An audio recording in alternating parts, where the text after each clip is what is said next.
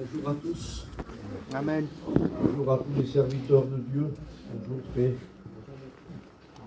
Et nous saluons dans la grâce de Dieu pour le privilège que nous avons, je le rappelle, d'être enfants de Dieu. Et nous le sommes, non pas à cause, dit l'apôtre, des œuvres que nous aurions pu accomplir, mais si nous sommes enfants de Dieu, nous ne sommes que par la grâce de Dieu. Amen. Paul déclare que cette grâce est une leçon de salut. Amen. Avant de continuer sur le thème que nous avons parlé concernant l'enlèvement de l'Église, je voudrais ce matin, non pas être compliqué, être long, mais je voudrais que vous compreniez ce matin que nous sommes l'Église du Dieu vivant et vrai. Amen. Amen. L'Église du Dieu vivant et vrai, ce n'est pas quelque chose de factice, ce n'est pas quelque chose d'irréel, c'est quelque chose de réel. Quand la parole de Dieu déclare en Apocalypse 17, il est dit que la grande Babylone, elle est parée d'or. Et dans l'expression originale, le mot paré d'or, c'est quelque chose de factice. C'est quelque chose, eh bien, qui est mélangé. Et la véritable Église n'est pas mélangée. Amen. Elle est pure. Parce qu'elle a été sanctifiée. La véritable Église, elle est d'or pur. Vous trouverez ça en Apocalypse, chapitre 1er, verset 19, et au chapitre 2, Apocalypse le confirme. Que la Bible déclare que Jésus marche au milieu des 7 chandeliers d'or. Amen. Et ces 7 chandeliers d'or sont représentatifs de l'Église. L'Église, elle est pure. Elle est réelle. Et ce matin, cette Église doit être prête pour le jour de l'enlèvement. La Bible déclare que ceux qui seront surpris, la question se pose, il y aura des surprises. Et qui sera surpris? Eh bien, les rétrogrades. Je n'aime pas ce mot, mais c'est les inconvertis ou les païens qu'on a l'habitude de dire, ils seront surpris. Mais l'Église qui appartient à Dieu ne sera jamais surprise, parce qu'elle attend son bien-aimé. Amen. Que son nom soit béni. Avant d'introduire le message, je voudrais rappeler aux serviteurs de Dieu ce matin, on parle de mots qu'on n'a pas l'habitude de parler, parce que ça nous dépasse, c'est des grands mots. Et un jour, un pasteur a monté sur l'estrade et il a dit, nous ne sommes pas des théologiens.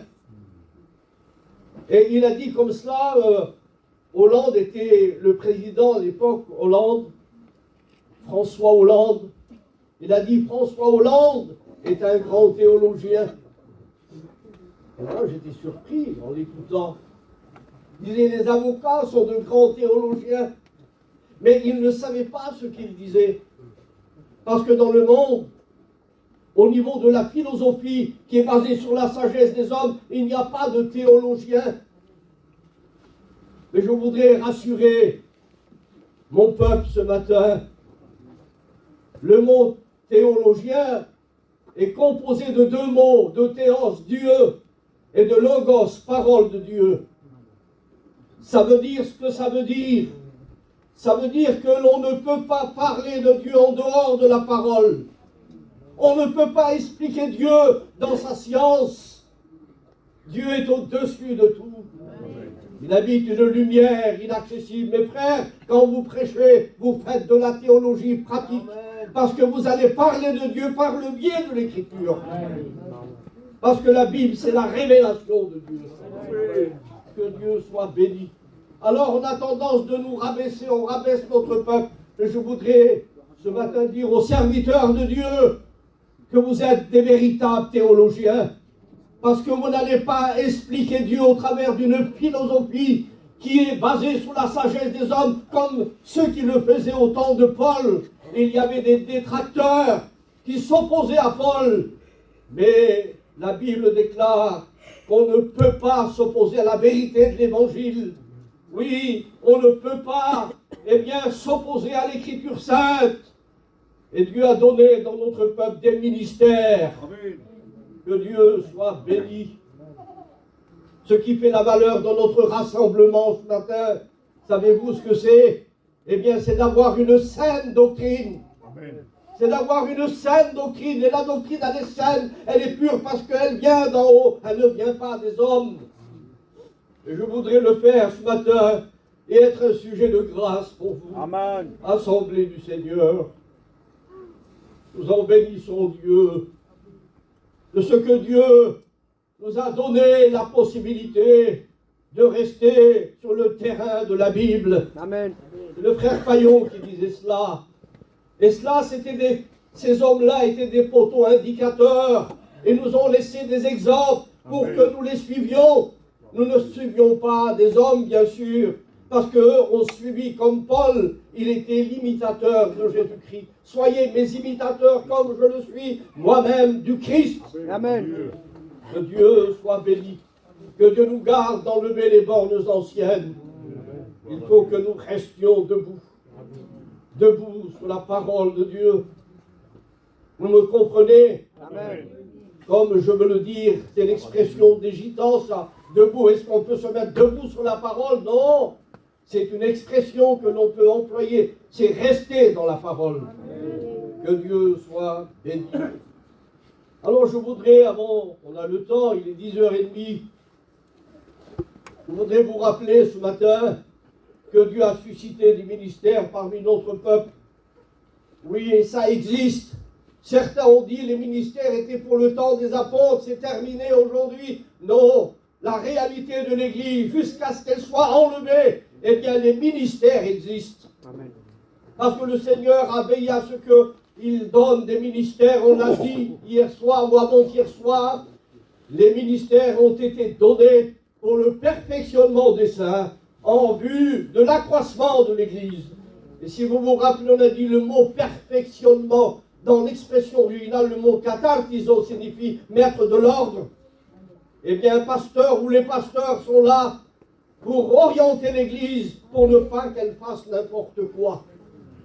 Il faut que nous soyons dirigés, non pas par nos pensées intellectuelles, parce que nous n'en avons pas, je n'en ai pas sans rabaisser qui que ce soit, nous n'avons pas fait beaucoup d'écoles pour la majorité d'entre nous, mais il y a quelque chose qui nous différencie des autres, c'est que nous avons le Saint-Esprit. Amen. Et le Saint-Esprit nous a été donné pour que nous comprenions l'Écriture. Ce que je ne comprends pas, le Saint-Esprit, eh bien, peut me le faire comprendre. Lorsque je m'approche de Dieu dans l'humilité, lorsque je m'approche de Dieu par rapport à mon manque de compréhension des textes bibliques, eh bien, l'agent révélateur de la pensée de Dieu demeure le Saint-Esprit. Que son nom soit béni. Alors je voudrais, ce matin, en tant que pasteur, comme vous voulez, employer le mot que vous voulez, pasteur, on l'a dit hier soir, c'est celui qui est le berger, qui conduit et qui oriente l'Église dans la direction de la volonté de Dieu.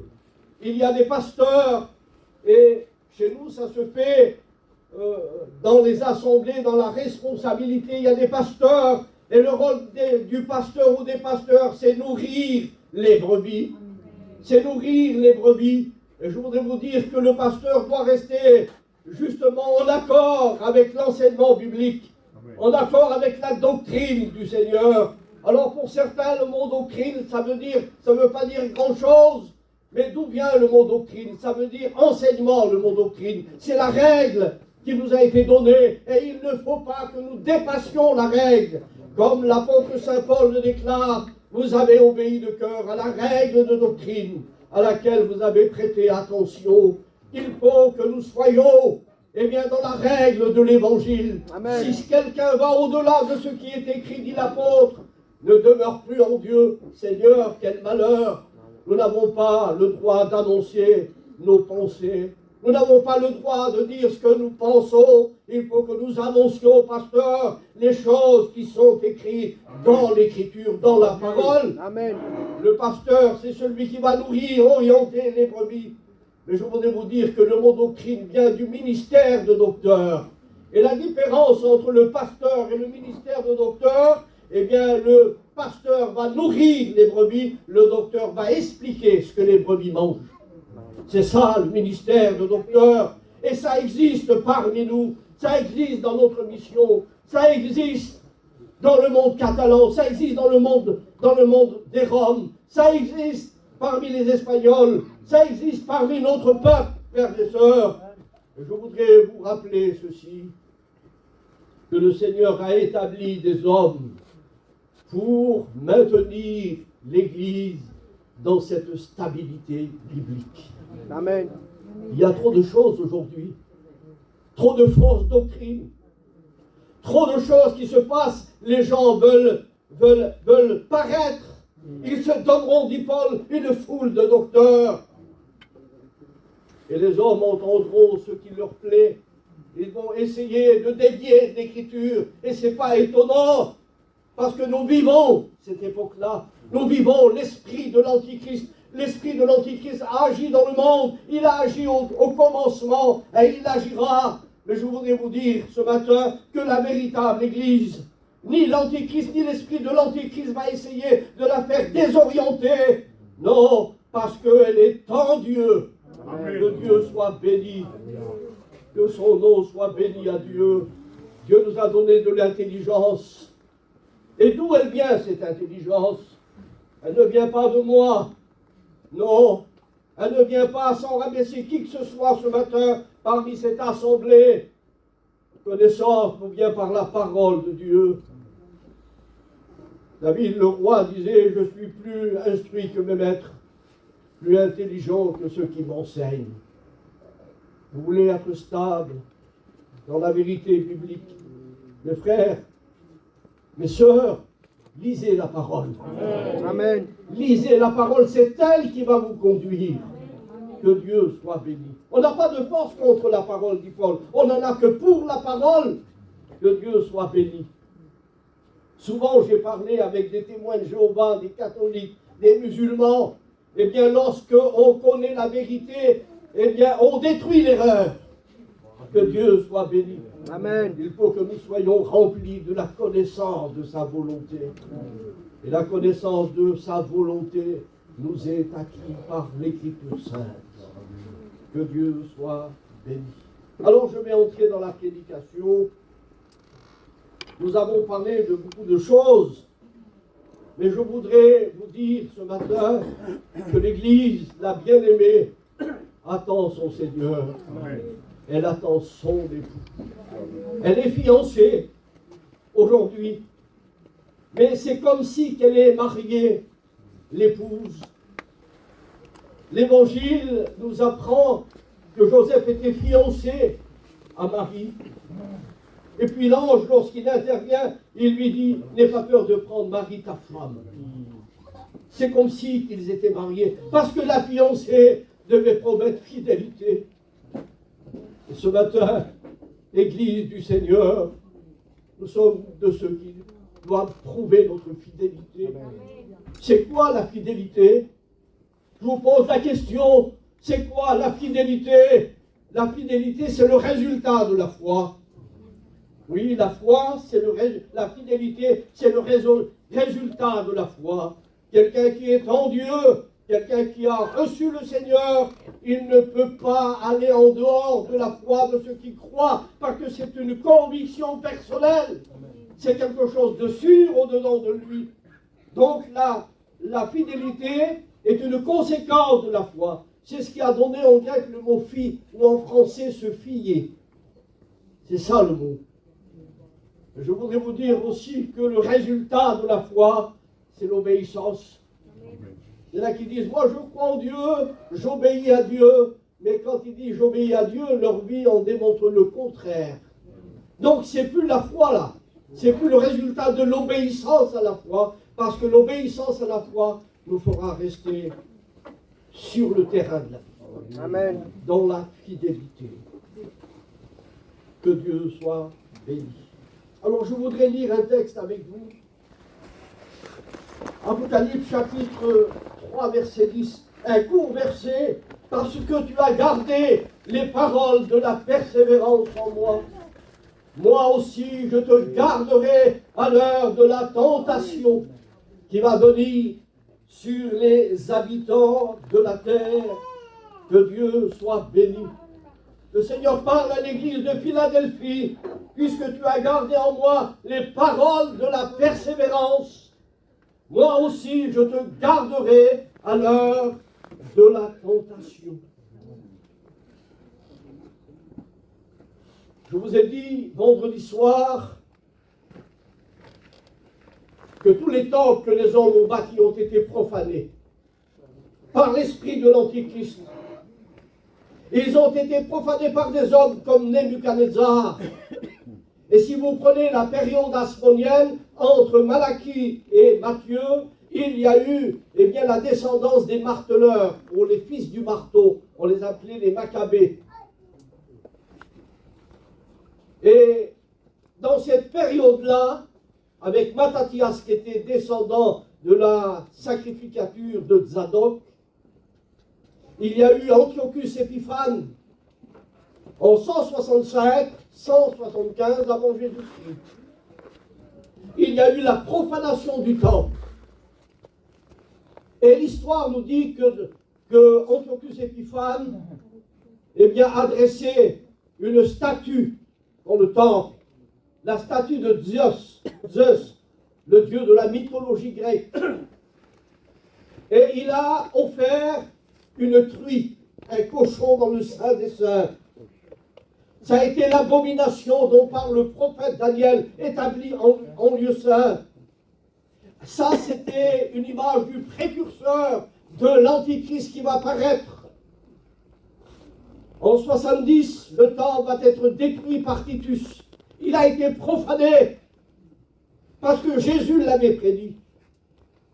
Et je voudrais vous rappeler ce matin que l'Église, qui est un temple, qui s'élève pour être une habitation du Paul en esprit, ce temple-là ne sera jamais profané.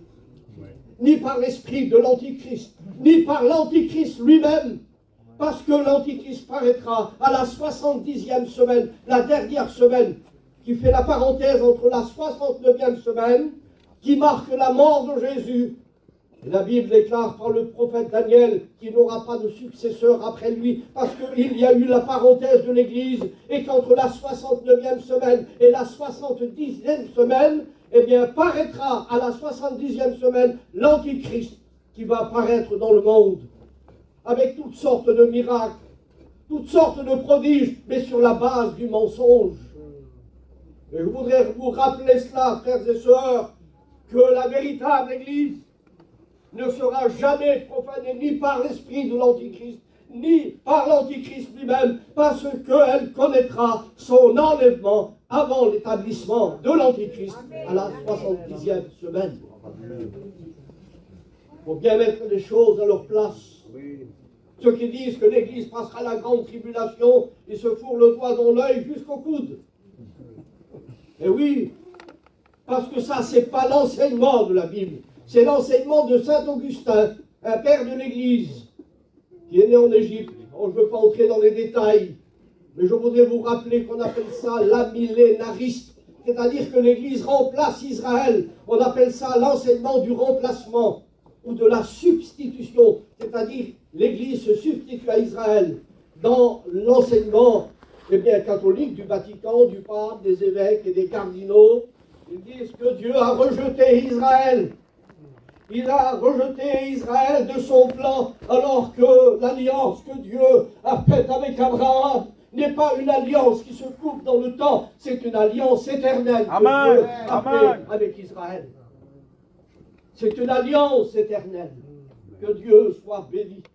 Et la promesse, Dieu ne va pas la désorienter, parce que Dieu ne change pas sa promesse. Amen. Ce qu'il a dit, son bras l'accomplit. Alléluia.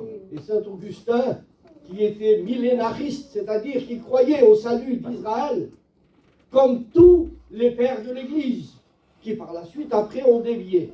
Alors, je ne veux pas entrer dans les détails, mais je voudrais vous rappeler que saint Augustin et tous les théologiens de son époque qui ont été introduits dans cette appellation du mot amillénaris qui veut dire il n'y a pas de salut pour les Juifs.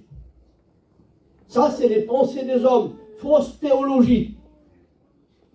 Mais je voudrais vous rappeler ceci, ce que Paul déclare, quand le libérateur viendra de Sion, alors il détournera de Jacob ses impiétés. Que Dieu soit béni. Et Paul déclare ainsi tout Israël sera sauvé. On appelle ça l'enseignement de la substitution. Non, Israël n'a pas été rejeté. Et l'enseignement des évêques, ou des rachaïs, comme vous voulez, parce que les vrais évêques, c'est pas eux. Les vrais évêques, c'est vous, serviteurs de Dieu.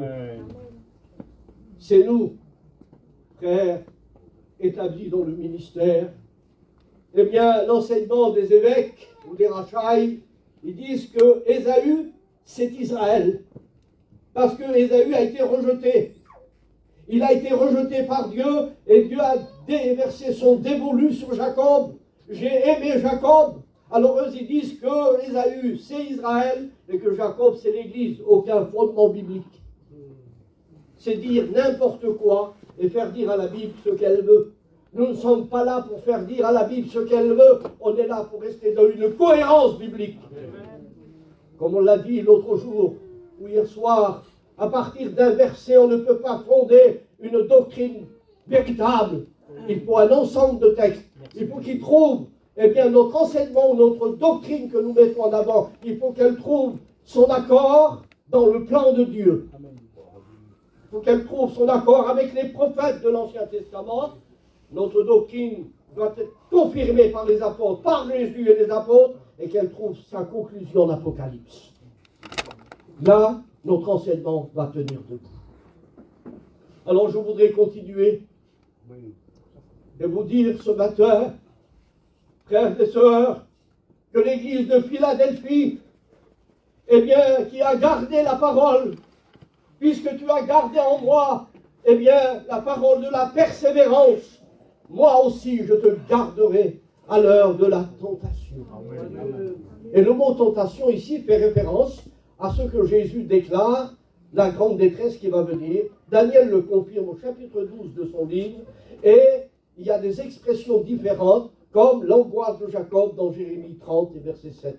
Ce sont des expressions différentes, mais qui veulent dire la même chose.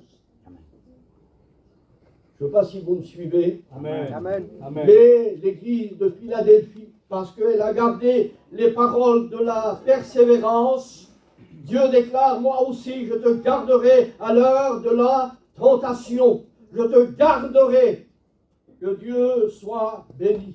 Et là nous sommes devant un mot.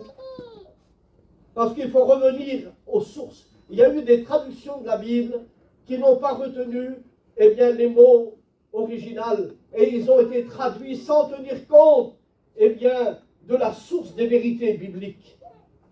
Alors il faut remonter à la source. Si on descend dans la vallée, l'eau est impure. Mais si nous remontons à la source, l'eau est pure. Amen. Comme Jésus. C'est lui la parole. Amen. Que Dieu soit béni.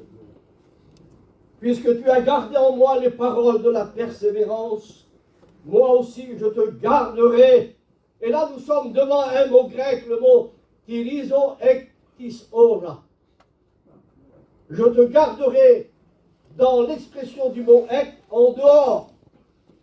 Le mot ek a donné le mot église, du mot ecclésia. Et que veut dire le mot ecclésia? C'est être dehors. On est dans le monde, mais l'église ne vit pas comme le monde. Elle est dans le monde, mais elle ne vit pas comme le monde, parce qu'elle a été sanctifiée. Mais lorsque Apocalypse 10 déclare « Je te garderai », ce n'est pas une protection dans l'heure, c'est une protection en dehors de la grande tribulation. C'est ce que veut dire le texte. Et là, on est devant l'original. On est devant le texte à la source. Si vous prenez Jean 17, Jésus dit « Je ne te prie pas, Père, de les ôter du monde, mais de les préserver. » Il y a le mot tirizo. Et là, le mot tirizo, c'est une protection dans la vie de la foi, de la fidélité, il y a une protection de par le Seigneur sur ses enfants. D'accord? Mais là, il est dit, je te garderai. Tirizo ectis ora, tu peirasmo, signifie que je te garderai en dehors de la grande tentation ou de la grande tribulation. Je t'enlèverai en dehors de l'épreuve. Et l'épreuve, elle est pour les habitants de la terre, ceux qui se sont identifiés à elle et qui ont participé à sa débauche. L'Église n'appartient pas au monde. L'Église appartient à Jésus-Christ. Amen. Et elle doit se garder jusqu'à ce que le mariage soit consommé. Alors je continue, il est 11h moins 5. Si je vois l'heure qui passe trop vite, je vais essayer de conclure. Mais pour l'instant, je vais continuer.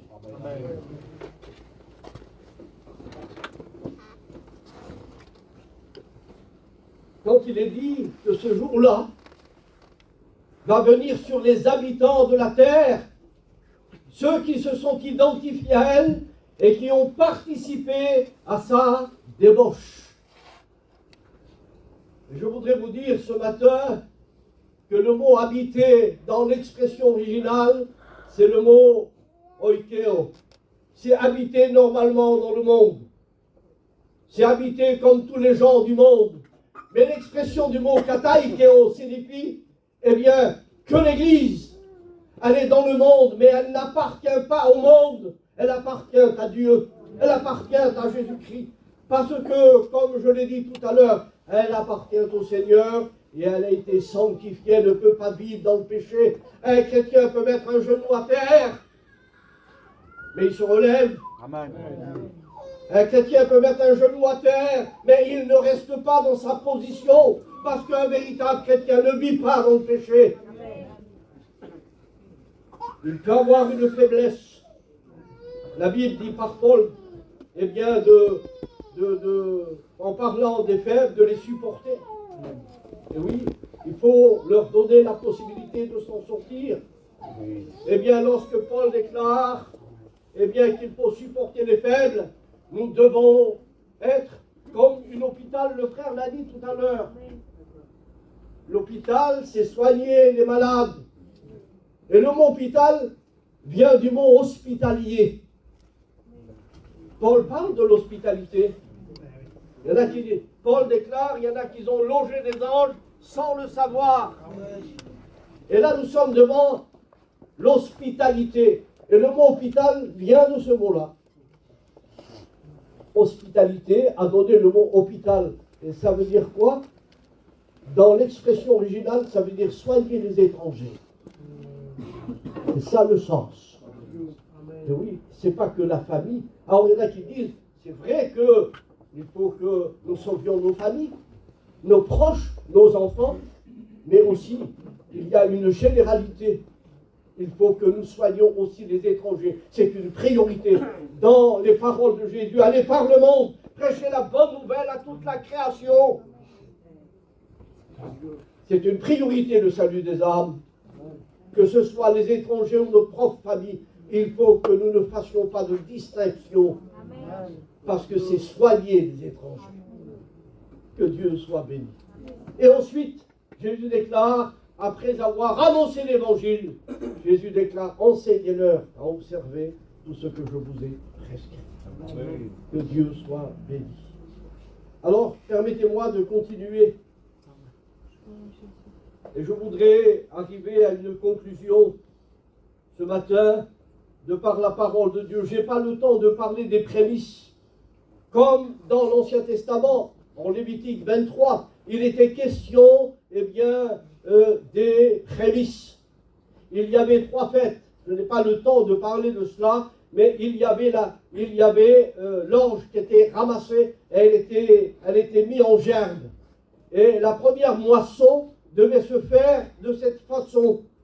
Elle devait être ramassée, la gerbe des prémices, et amenée au souverain sacrificateur au temple pour qu'elle soit présentée à Dieu.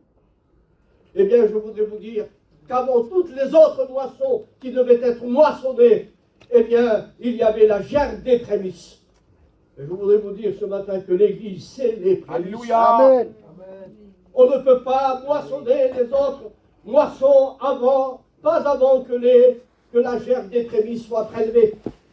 Et ça, eh bien, sinon c'est un non-sens. La résurrection de l'Église, c'est les prémices. Paul déclare en 1 Corinthiens 15, 51, je vous dis un mystère, il révèle le mystère. Nous ne mourrons pas tous, mais tous nous serons changés. En un instant, en un clin d'œil, je l'ai dit avant-hier soir, un atome de temps. C'est un temps indivisible.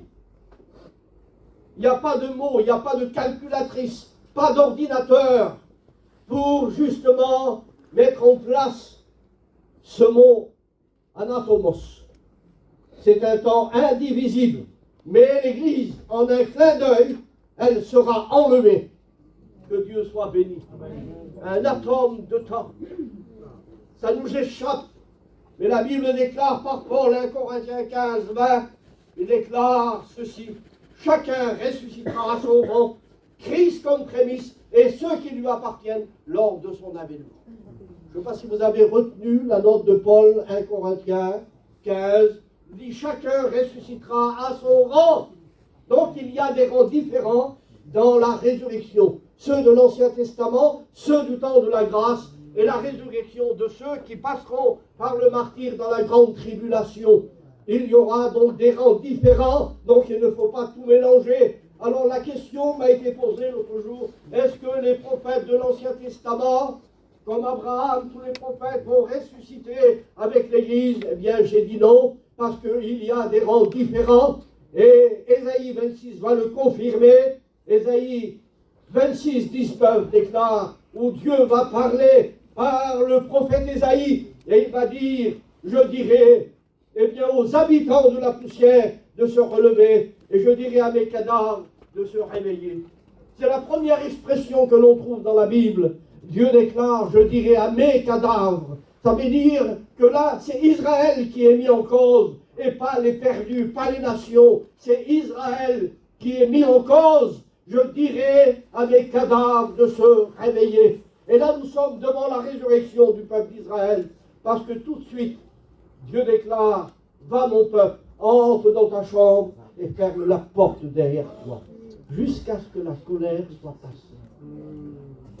Ça veut dire que la résurrection, et on peut le confirmer par d'autres textes, ça veut dire que la résurrection du peuple d'Israël, des prophètes, comme des patriarches, se fera après un temps de trouble, se fera après la grande tribulation.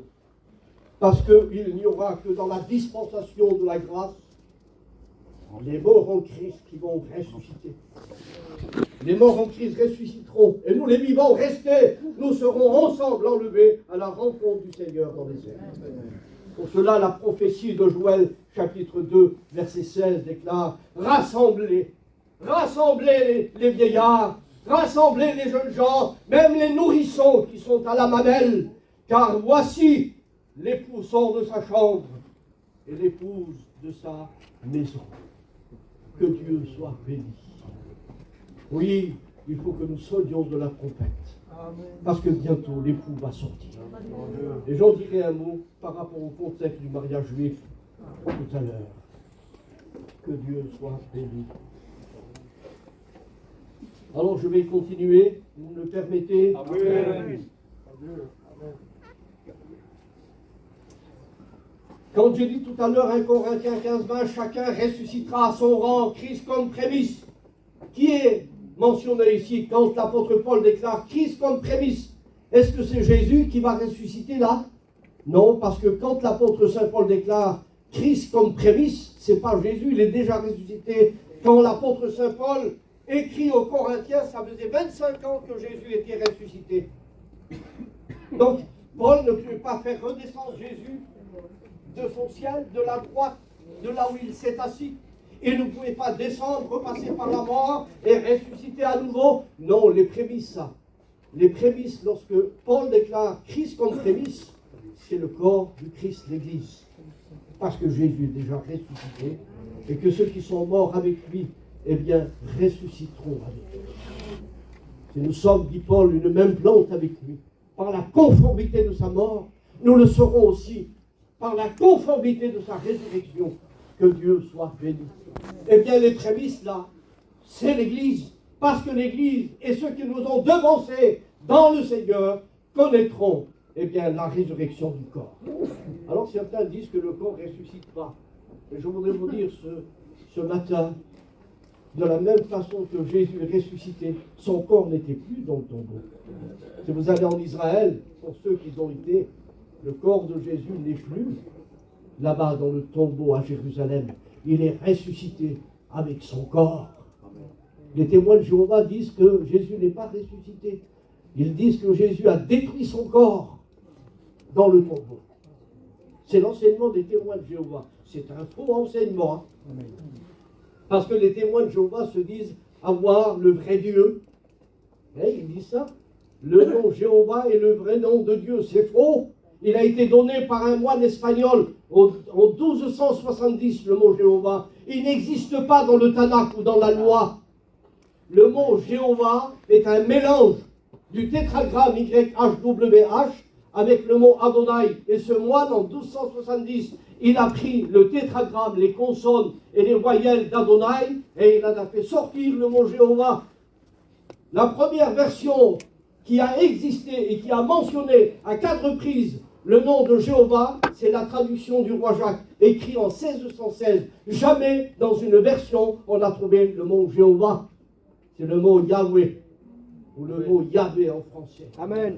Nous sommes là devant le tétragramme de celui qui vit éternellement. Je suis celui qui suis. C'est la parole que Dieu avait dit à Moïse. Tu diras, je suis m'a envoyé vers vous. C'est l'être éternel que nous devons vénérer, que nous devons magnifier, que nous devons adorer par-dessus. Écoute Israël, c'était le message de Dieu à Israël, Deutéronome 6. Tu n'auras pas d'autre Dieu devant ma face. Tu aimeras Dieu de tout ton cœur, de toute ton âme, de toute ta pensée et de toute ta force. C'est lui que nous devons aimer. Nous ne servons pas un Dieu fait par la main des hommes, parce que ceux qui fabriquent des dieux à leur convenance, eh bien, ces dieux-là ressemblent à ceux qui les ont créés. Eh bien, je voudrais vous dire que notre Dieu, il est le créateur des choses visibles et invisibles.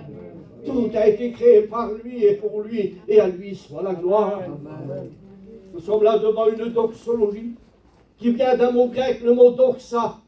Quand on dit le mot doxasothéos, ça veut dire donner gloire à Dieu, donner gloire à notre Dieu, qui est le créateur des choses visibles et invisibles. Tout a été créé par lui et pour lui, et à lui soit la gloire. La Bible déclare en Apocalypse, oui, concernant Jésus, à celui qui est assis sur le trône et à l'agneau, soit la gloire au siècle des siècles. Nous sommes là devant l'adoration, et de toute éternité, nous adorerons celui qui nous a aimés. À celui qui nous a aimés et qui nous a délivrés de nos péchés, à lui soit la gloire. Ça résonne en Apocalypse à plusieurs reprises. Oui, à celui qui est assis sur le trône et à l'agneau soit la gloire. Nous sommes là devant l'adoration. Permettez-moi d'ouvrir une petite parenthèse. On a dit l'autre jour que les catholiques n'adorent pas Marie. Ils adorent que Dieu, c'est faux. Et ils disent que les pasteurs évangéliques, c'est des menteurs. Eh bien, je voudrais vous dire, en rappelant ce que j'ai dit l'autre jour, lorsque l'apôtre Saint Paul déclare en Romains 12, déclare, je vous exhorte par les compassions de Dieu à offrir vos corps comme un sacrifice vivant.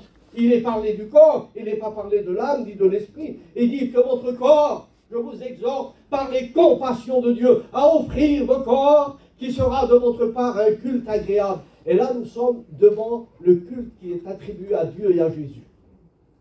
Le culte, dans l'expression du mot latrevi, a donné aussi le mot latria. Et là, nous sommes devant, eh bien, dans l'expression du mot, ceux qui adorent les idoles, le mot idolatria. Le mot latrie a donné l'adoration des idoles. Je ne sais pas si vous me suivez. Amen. Le mot idolâtre, il vient du mot latrie. C'est un culte qui est attribué à Dieu seul, Et les catholiques vénèrent, eh bien, pardonnez-moi l'expression, mais ils vénèrent les morts. Parce que pour eux, ils deviennent des intercesseurs, ils deviennent des intermédiaires, alors que Paul déclare qu'il n'y a pas d'autre, eh bien, intermédiaire entre Dieu et les hommes, à savoir Jésus-Christ, celui qui est devenu homme. Amen. Que Dieu soit béni. Et ce matin, eh bien, je voudrais vous rappeler, frères et sœurs, que nous adorons le véritable Dieu et que l'Église à laquelle nous appartenons, la véritable Église, rend un culte à Dieu et à Jésus-Christ. Que son nom soit béni. Nous n'adorons pas, eh bien, les idoles, ou nous n'adorons pas, comme font les catholiques, Marie, qui l'ont élevée. Et la place qu'elle a aujourd'hui dans l'Église catholique, Marie, c'est parce qu'on l'a mis sur un piédestal, on l'a mis dans une priorité par rapport à la divination de Marie. Ils l'ont divinisée à Éphèse en 431 après Jésus-Christ. On l'a dit vendredi soir, pour lui rendre ce culte. Et on parle de la mariolatrie. Vous voyez, le mot revient, mariolatrie, c'est une adoration à Marie. Eh bien, ce Rachel qui parle là, on peut lui fermer la bouche avec juste ce mot-là. Que Dieu soit béni. Parce qu'il n'y a pas de force contre la vérité. Amen. Il est 11h10. Je vais essayer de continuer, mes frères.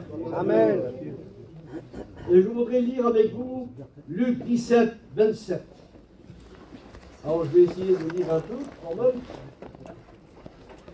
Luc.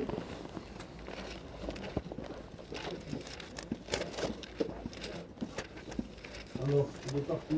Il y avait un pasteur, il cherchait l'évangile de Luc. Et en mon bouche, il a dit, mais où il est passé ce Luc? Je ne trouvais plus. 17, 27.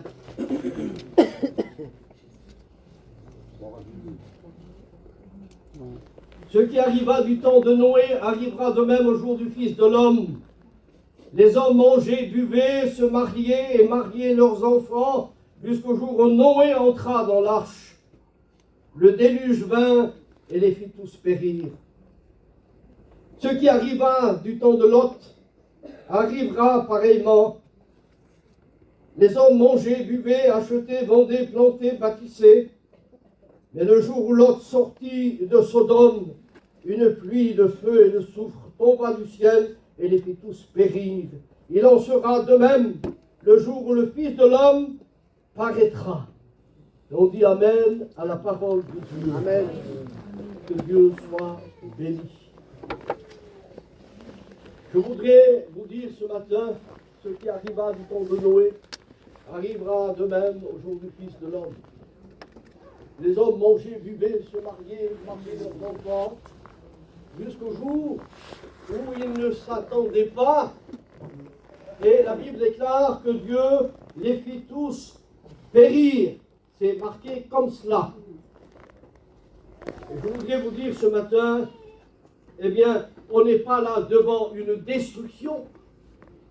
On n'est pas là devant, eh bien, quelque chose qui va s'arrêter, mais on est devant une prospérité. Je ne sais pas si vous avez suivi la lecture, ce qu'arriva du temps de Noé et de Lot, les hommes mangeaient, buvaient, se mariaient et mariaient leurs enfants. Nous ne sommes pas devant une destruction, nous sommes devant une prospérité. Et c'est ce qui se passe aujourd'hui. C'est ce qui se passe dans notre monde aujourd'hui.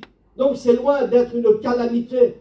C'est loin d'être dans la grande tribulation. Ce passage-là, eh bien, nous rappelle notre temps. Eh bien, je voudrais vous rappeler, Église du Seigneur, ce matin, eh bien, que dans la grande tribulation, on n'aura pas le temps, eh bien, de se marier nos enfants et de faire la fête. Non, c'est ce temps-là qui est concerné. Parce que dans la tribulation, alors pour dire une idée, il y aura peut-être 100 enterrements par jour, pour donner seulement une idée, parce qu'il y aura des morts innombrables. Si vous prenez Apocalypse, par rapport au chapitre 6, le 4e cavalier, c'est quoi le 4e cavalier d'Apocalypse? chapitre 6. Il est de couleur verdâtre. Et le cavalier qui le monte se nomme la mort. La mort et le séjour des morts le suivent. Bizarre quand même. Il est de couleur verdâtre. Eh bien, dans l'expression grecque, le mot chloros a donné en français le mot chlorophylle. Pardonnez-moi, dans le respect de cette assemblée, mais le cavalier au cheval verdâtre, celui qui le monte, s'appelle la mort. Il y aura une destruction massive par rapport à la population mondiale. Sur 8 milliards d'habitants, il y aura 2 milliards 500 millions, eh bien, de morts. Quand ce cavalier va passer, ou va paraître. Et pourquoi cette couleur verdâtre? Eh bien, je voudrais vous rappeler, pardonnez-moi, dans le respect de vous tous, c'est le sang d'un mort en décomposition. C'est ça. Parce qu'il y aura une mortalité extraordinaire. 2 milliards 500 millions de personnes qui vont connaître la mort par le fléau de ce premier cavalier. Je voudrais vous rappeler que l'Église sera exempte de ce moment-là, parce qu'elle sera enlevée. Elle ne sera plus, parce qu'au chapitre 4, verset 6, elle est intronisée dans le ciel. Par la petite porte qui s'ouvre dans le ciel, j'entends une voix: monte ici, et je te ferai voir les choses qui doivent arriver bientôt. Et lorsque Jean, qui est le symbole là, de l'Église qui sera enlevée, le Seigneur précise ceci: je te ferai voir les choses qui doivent arriver dans la suite des temps. Et là, nous sommes devant un mot, le mot métatota. Dans l'expression du mot métatota, signifie plus le même temps, parce que le temps de la grâce est passé et qu'il y a eu, eh bien, par l'enlèvement de l'apôtre Jean, eh bien, qu'il y a eu l'enlèvement de l'Église. Et ensuite, quand Jean est en sécurité, quand l'Église est en sécurité, alors il va se passer ce qui doit se passer. Méta, tota, je te ferai voir les choses qui doivent arriver bientôt. C'est une succession, eh bien, de fléaux qui vont s'abattre sur la terre. Mais l'Église, elle sera dans une garantie totale. Amen. Et la Bible déclare dans le chapitre 4, toujours: et je vis des trônes et ceux qui s'y assirent furent donnés le pouvoir de juger. N'est-il pas là le rôle de l'Église? Paul déclare: ne savez-vous pas que les saints jugeront le monde? Même dans le millénium, Jésus déclare aux apôtres: vous serez assis avec moi sur 12 trônes et vous jugerez les 12 tribus d'Israël. Oui, c'est une cohérence biblique. Pourquoi l'Église? Vous le retrouvez en Apocalypse 20, et je vis des trônes et ceux qui s'y assirent furent donnés le pouvoir de juger. Oui, c'est marqué dans le Nouveau Testament, c'est marqué même dans le dernier livre d'Apocalypse. L'apôtre Saint Paul déclare en 1 Corinthiens 6, ne savez-vous pas que les saints jugeront le monde? C'est marqué comme ça. Pourquoi? Parce que l'Église prendra part au jugement avec son époux, le Messie. Amen. Quand le Messie revient en gloire, eh bien la Bible déclare que l'Église revient avec lui. Et ça, ce sont des vérités fondamentales. Ce sont des vérités bibliques que l'on ne peut pas négliger. Que Dieu soit béni. Nous sommes là devant, eh bien, les prémices.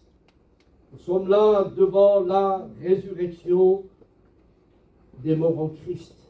L'Église, elle part, elle est sur des trônes. Il y a 3 références pour prouver que c'est l'Église. Alors il y en a qui ont dit c'était des anges, ceux qui étaient assis sur des trônes. En dehors de l'Église, personne ne sera assis. Seule l'Église. Amen. Jésus le précise. Apocalypse 3, 21. Jésus déclare: celui qui vaincra, je le ferai asseoir avec moi sur mon trône, comme j'ai vaincu et que je me suis assis avec mon Père sur son trône. Vous serez assis sur des trônes, Église, parce que la première réalité, je vis des trônes, 24 trônes, et sur ces trônes, 24 anciens. Ce n'est pas le mot ancien dans l'âge, je l'ai dit l'autre jour, mais Le mot ancien est représentatif de lui. Et les 24 anciens sont assis en tant que juges. Deux, ils ont quoi? Des vêtements blancs. Et le vêtement blanc, c'est quoi? C'est en rapport avec l'Église. C'est la justification par le sang. Et si vous reprenez Apocalypse 19, verset 7, le fin lin blanc sont les œuvres justes des saints. Amen. Et il y a toujours une cohérence biblique. Troisièmement, ils ont quoi? Ils ont des couronnes. Et qu'est-ce que les couronnes? C'est quoi la couronne? C'est l'attribution des récompenses aux fidèles. Eh bien, ni les anges, ni les archanges, les séraphins, qui vous voulez, ne seront assis sur des trônes, si ce n'est que l'Église. Que Dieu soit béni. Gloire à Dieu. Parce qu'elle prendra part au jugement avec son époux. Alors, il y a 4 sortes de couronnes. Couronne de gloire, couronne de vie, couronne incorruptible, couronne de justice. Et Paul déclare, le juste juge me la donnera non seulement à moi, mais à tous ceux qui auront aimé l'avènement des événements. Que Dieu soit béni. Alors je vais terminer. Il est 11h20, l'heure passe.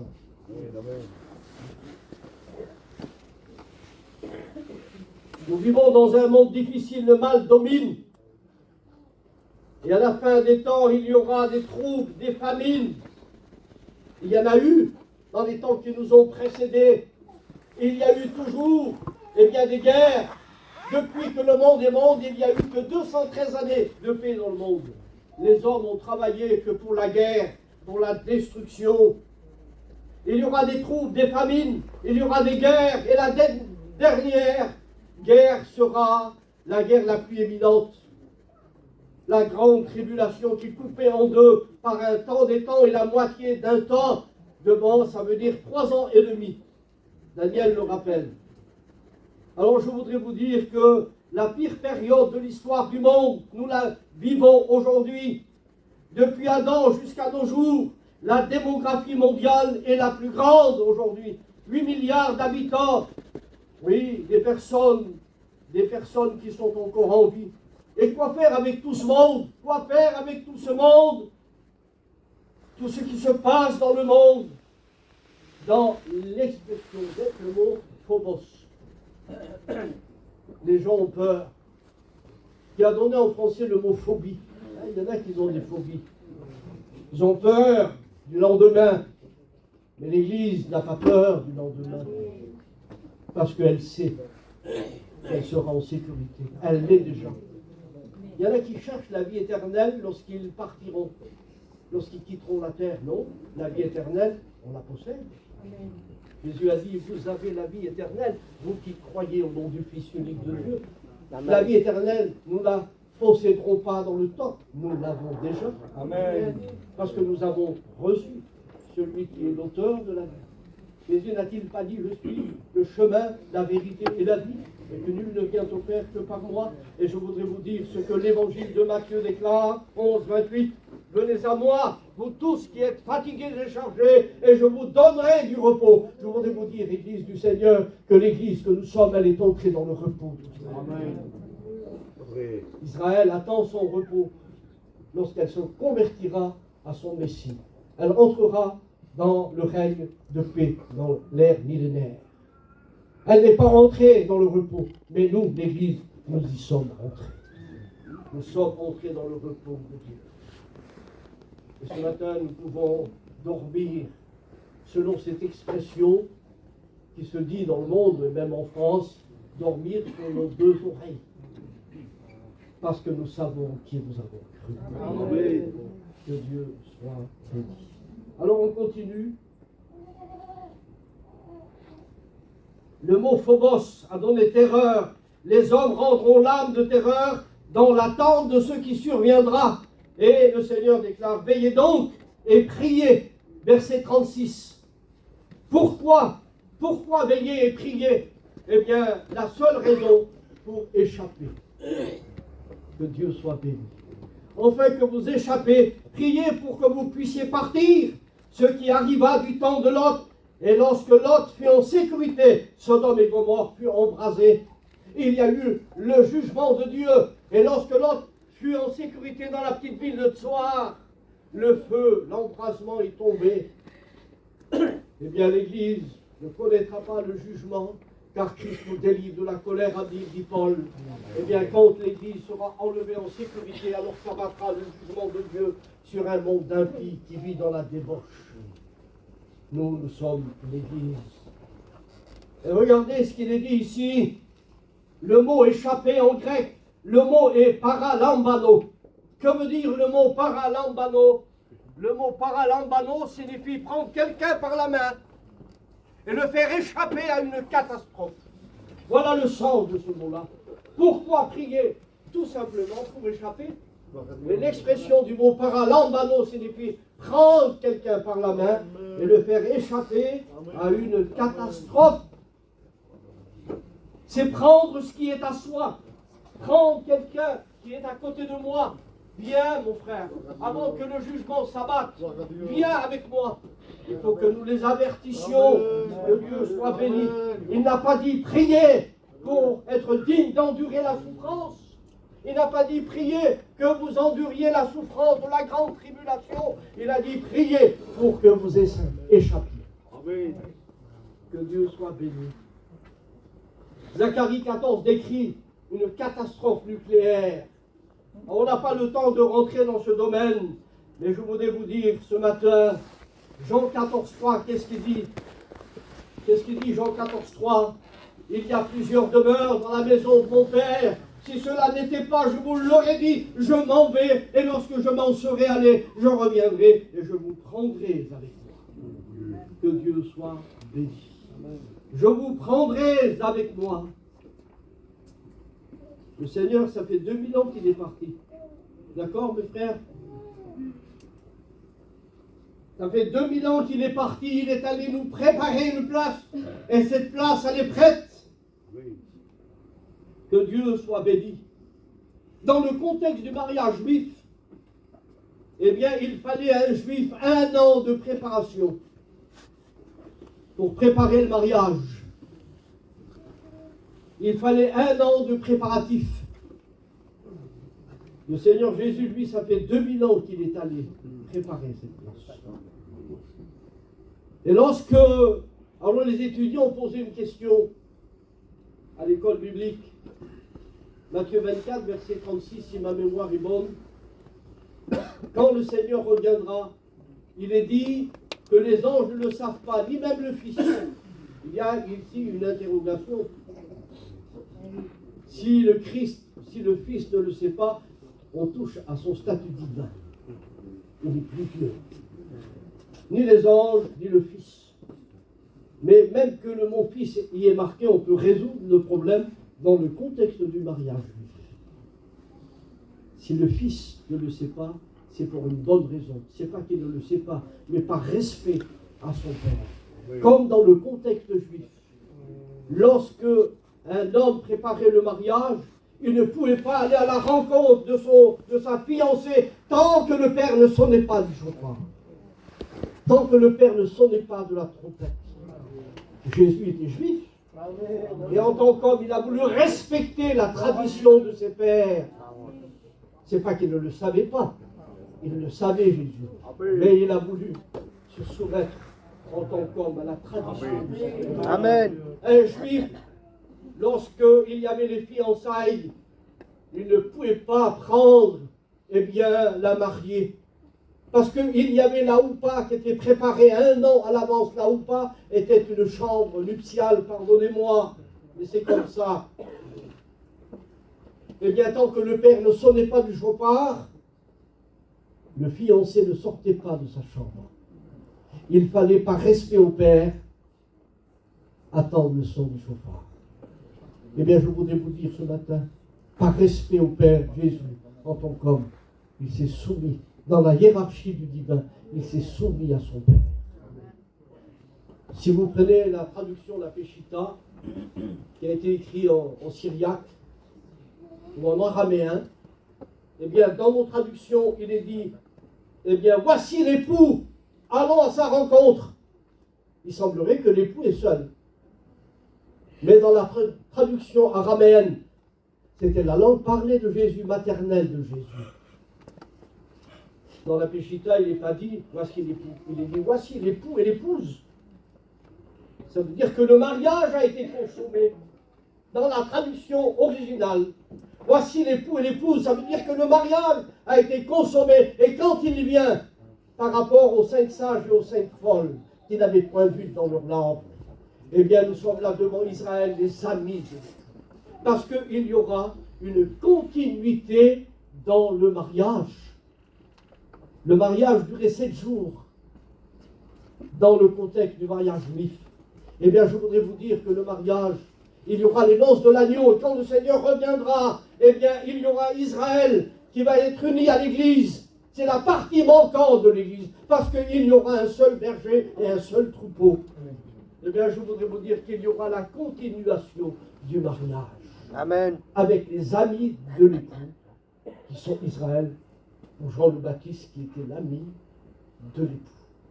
Que Dieu soit béni. Je ne sais pas si vous le suivez. Amen. Je pense que c'est compréhensible. Donc je ne voudrais pas aller plus loin.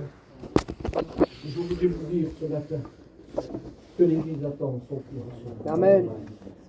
Et il faut que nous lui prêtions fidélité. Là où toi était un bain nuptial, il fallait 1 an pour préparer cette maison. Le fiancé ne pouvait pas chercher sa fiancée sans la permission de son père. Il fallait 1 an pour un juif pour préparer une place pour son épouse. Jésus est allé nous préparer cette place. Et nous en bénissons son nom.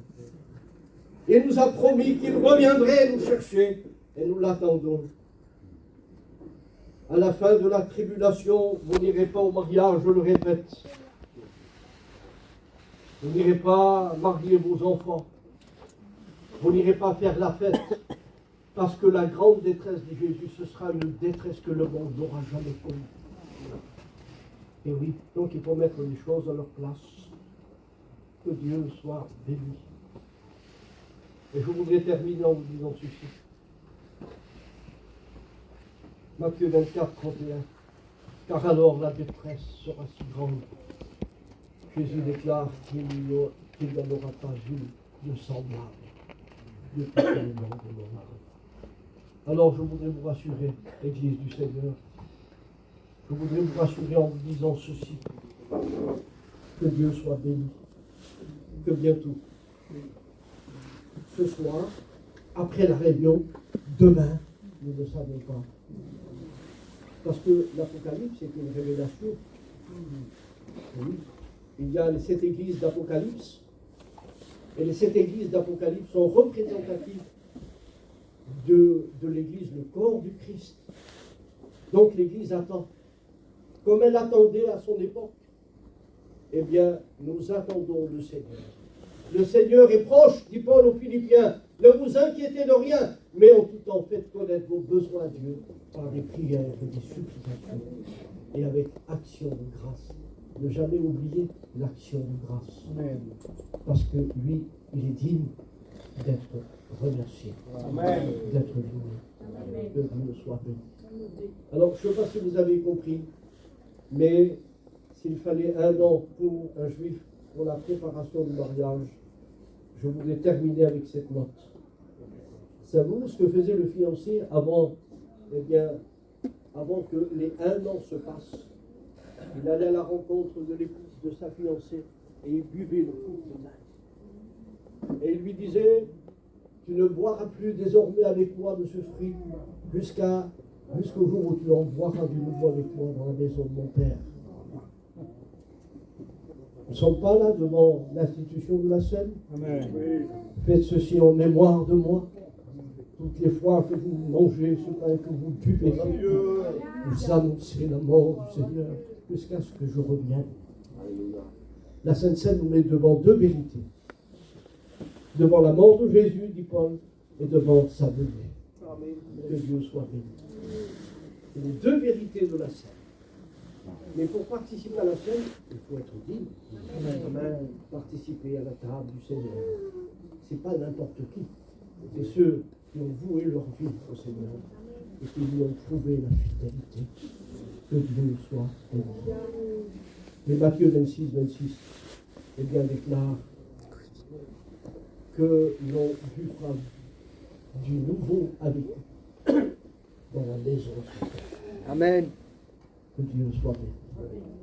On prie le Seigneur, fais, tu peux le faire. Merci à Dieu.